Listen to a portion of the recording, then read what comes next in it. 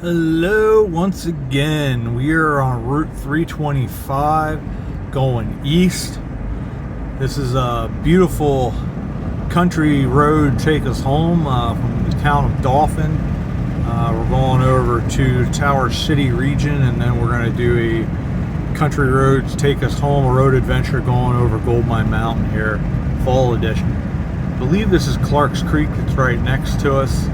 It's a beautiful creek. We were just at the Stackpole trout fishery, and I was sitting there eating my lunch after I stopped at the Hardee's in Dauphin. I've been doing another country road to take me home on Route 443, so I'm getting quite a few of those. Will be going beside Dehart Dam, which is the reservoir for Harrisburg City. It's just a beautiful area back through here where there's a certain point where civilization ends, and then you have miles and miles and miles of road going through these thick woods, and the colors are so pretty right now. It makes for a great fall edition of Country Roads Take Me Home, and I think we've hit this a couple other times. Not at the greatest time. That was a pretty tree there. Nice yellow and orange. Burnt sort of orange gold almost. And I think this time we're going to hit it at almost just the right time. And eventually civilization starts up again. There's an airport that'll be on the right. I'm trying to think what the name. There's a little town there that we come out to, and then, like I said, you can go left, you go to Tower City, right, you go up over Goldmine Mountain, which is what we're going to do. And enjoy Goldmine Mountain going over the opposite direction that we normally go. And we're going to go by here. I think he was looking to back up there. But anywho.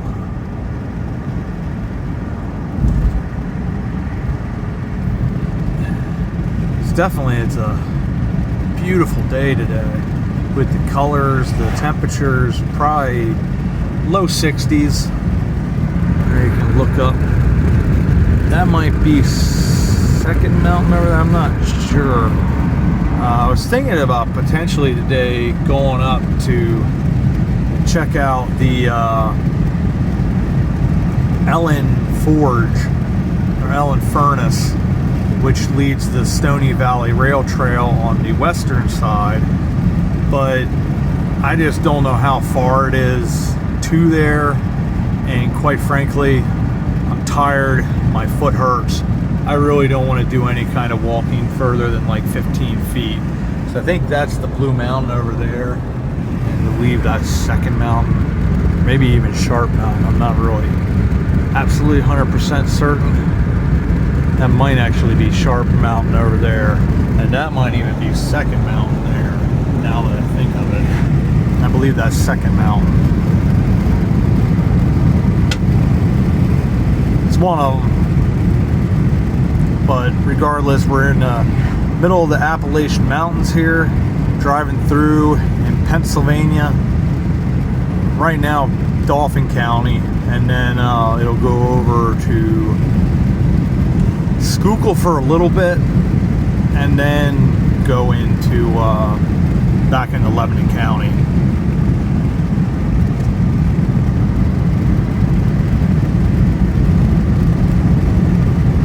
I do have the windows open to enjoy some of the cool air, so you hear that little bit of rumbling. That's the wind coming in my window. I may wind up putting that up. It's a little loud. Forward. Put that up. And then I am going to get a little bit of air moving in here, just to make it more comfortable for me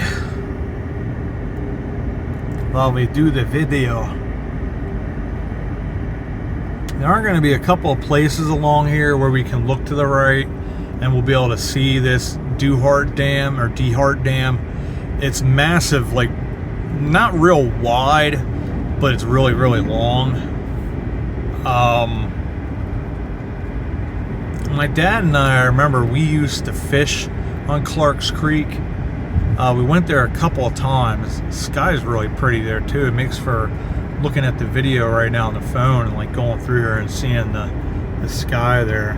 Give you a little bit of a view up top, looking out there at the sky through the tops of the trees.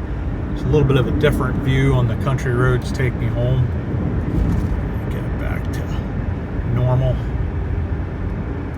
But like I said, I'm doing quite a few of these days. The one thing that I can do right now, so I'm not on my feet, and then I'll go back home. I'll get myself like a sub for lunch, and then just relax the rest of the day. Put my feet up, let any swelling that's there go down, and hopefully the healing process continues. It's probably going to be a couple times along here as well that I'm just going to sort of shut the pie trap and let some music play and let you enjoy the visuals of the trip, because this is a slightly longer one where it's just sort of empty spaces and not a whole lot there, but there are a couple really pretty areas where the trees sort of encapsulate the entire road. They just sort of go over, and it's one of those unique, well, you almost think of as like a fantasy type thing where there's just sort of this road, magical road going through the forest. And it's just really neat visuals. The first time I went through this road, and I know I went back when I was a kid because Dad brought me back through here to Clark's Creek to fish when I was probably 12, 13, 14 years old. And but the last time that I really remember it well was Cliff and I used to come this way over Gold Mine Mountain to avoid 322 and all those roads because they get backed up to do this one job that we did in Dauphin.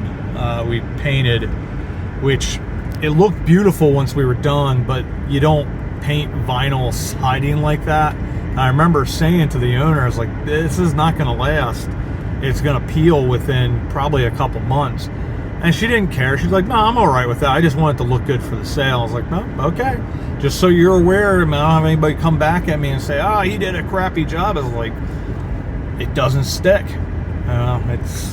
Is what it is, but it did look really nice. It's a job I was very proud of that Cliff and I did, and I give kudos to Cliff on that once again, because he went up at heights I never could.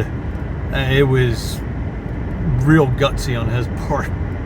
I was stunned that he did it, but he didn't complain. He just did it, and you know, he's still not, like, he'll say like, I'm not fond of heights, and like that was not a fun job for him to do.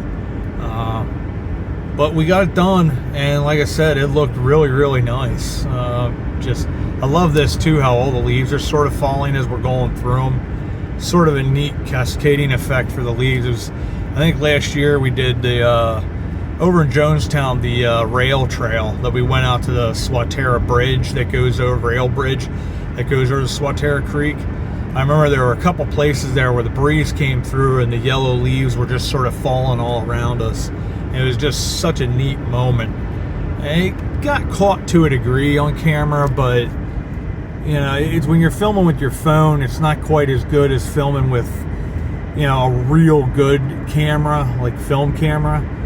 And you don't always catch it quite as artistically as you'd like, that people could really experience what you're experiencing in that moment. And you know, it's something that I'll always remember, and just have enjoyed so much being out in nature and just experiencing that kind of thing. Is get out there if you can. I know a bunch of you can't, and this is a way of going out and experiencing these things. So it's a privilege for me to be able to take you guys along and go on these journeys and treks and experience different parts of the world that are just really neat. This just happens to be my corner in this little space in central Pennsylvania in the Lebanon Valley. Just a really neat, beautiful little area. It's definitely worth coming out and visiting, taking a drive, and experiencing it for yourself. So I am going to shut my pie hole here for a little bit. I'm going to let you just enjoy as it starts to get into this area where the trees sort of come over the road and play a little bit of music.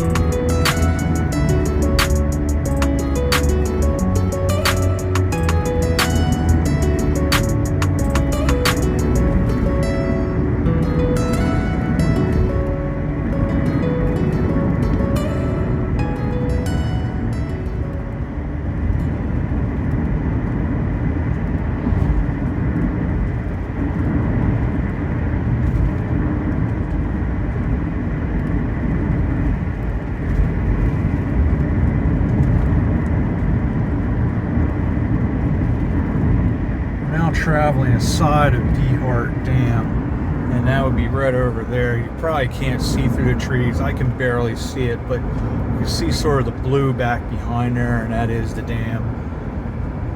We just passed the breast of the dam. Now we're in this area where the trees sort of cover the road. It's a forested wonderland.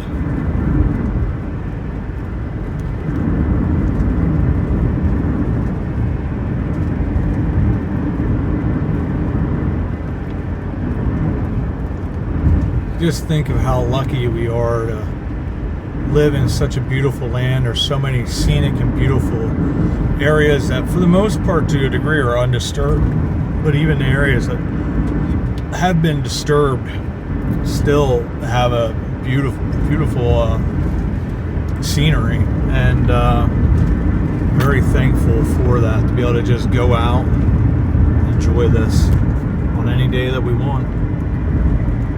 This week I'm allowed to because I don't have to work. Not allowed to work technically, but yeah, there you can go. You can see the dam there pretty well. There's a few different areas here where the dam gets pretty close to the road and you get a good visual of it, but it is one of those areas that's restricted. You know, a lot of these reservoirs, they don't want you out fishing, they don't want you out swimming in it, they don't want any kind of things added there. There you can really see it. I don't know if I got over quick enough there for you to see that, but it comes almost right up. Probably a little creek that goes down to it, but they don't want anything that shouldn't be in there being introduced into the environment because of the nature of the water being used as drinking water for a major city. But I always sort of think about, like, they have well, it used to be as the Secret Dam now, but it's the Lebanon City Reservoir. I always think of the water where it comes from, and it's sort of like, ew. But it's a really pretty lake, but it is sort of funny because if you go up in there and then you see all the orange water, because it's sort of the rust residue from the old coal mines and stuff like that. And come on, man, the water, man, it's a little bit cleaner than it used to be. Once again, you can get a little bit of view of the dam there. I don't know how good you guys can actually see there, but it's just sort of, you go through there and you're like, oh my gosh, ugh, gross. But the Swati was never quite that bad, but it took a lot of work, and they added a lot of limestone and a lot of different things that they did, and they actually cleaned the Swatara Creek up. Like, it's phenomenal the work that they did. Like DCNR, Department of Conservation of Natural Resources, really did an amazing job of preserving that, and the work they're doing to really visualize and make happen the original vision of what Swatara State Park was supposed to be. It's still a far ways away from what they originally wanted it to be, but I can see it getting there at some point. And you know, certainly you have places like the Bordner Cabin that make it a place that people really want to go, and you know, you can bike, horse ride, hike, all kinds of neat stuff that you can do up there. And there's also a lot of really cool stuff that Memorial Lake does, the people there with DCNR that go up and teach people about insects, about nature, wildlife, and all of that. And just, you get to see what amazing things are right around you. There's even a couple different areas for fossil hunting. It's really, really neat, the stuff that they have available in that area. Everything that Swatara State Park avails you. And there's another quick visual of the dam right there. You can see how it's not that wide, and right now it doesn't look terribly deep, because there's a lot more ground showing than normally I think shows, but at least from other times that I've come through. And this is the area that I'm really talking about, where the trees just overhang the entire thing, and it's just such a pretty drive. It's Route 325. It's such a neat drive. It's a long drive. It's about a 30 or 40 minute drive, but really, really well worth coming out here to check it out.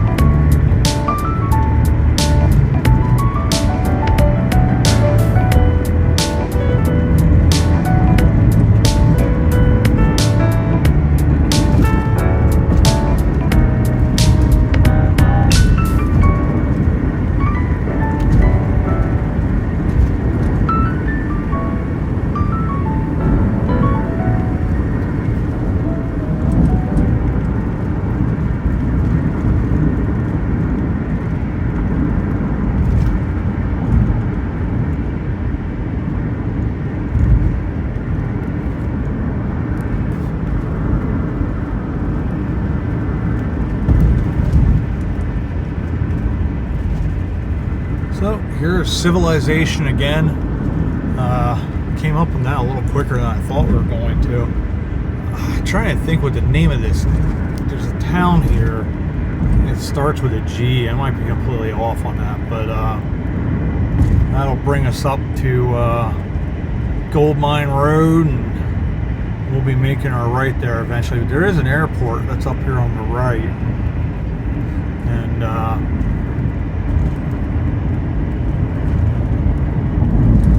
this is a beautiful, beautiful drive on Route 325.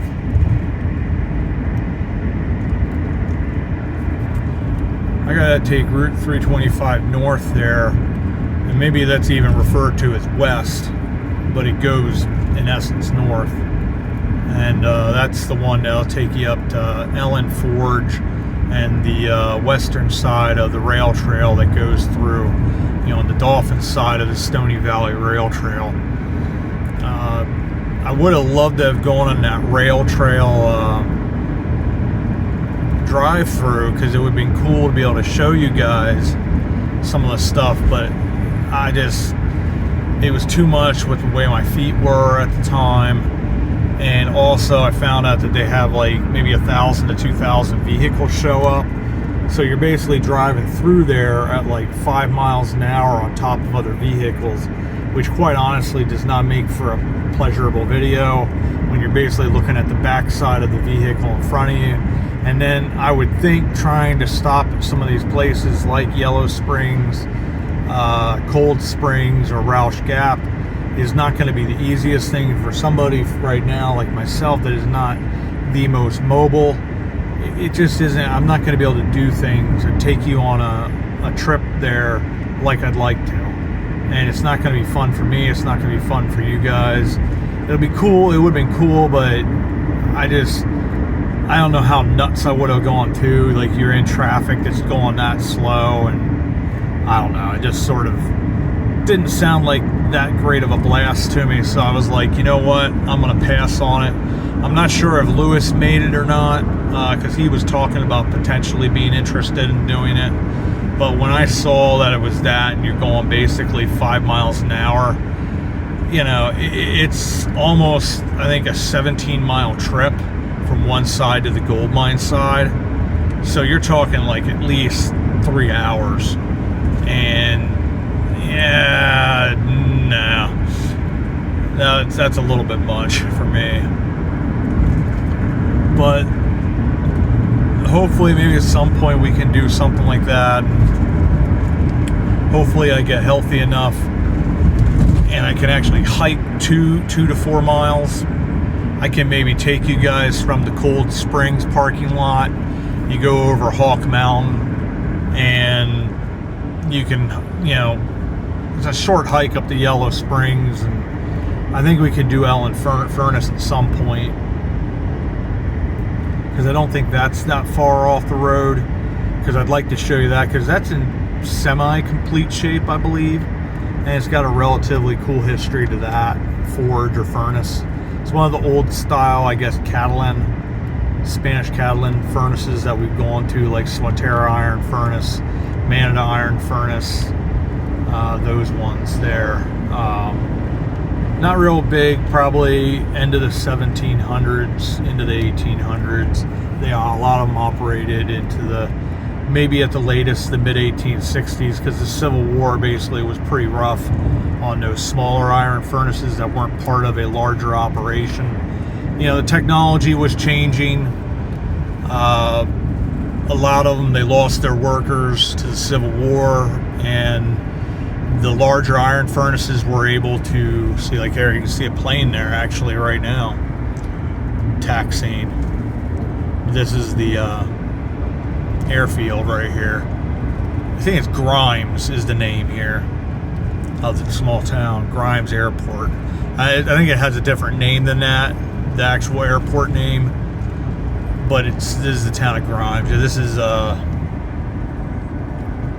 I couldn't quite catch it, but it did say airport there. But yeah, so a lot of cool stuff to see. It's just a matter of getting to that stage to be able to go and see it. So with that, I'm going to say thanks everybody for coming through on this Country Roads Take Me Home on Route 325. And my next video, we're going to be going up over the Gold Mine Mountain here in a few minutes. Thanks everybody. We'll see you all about town.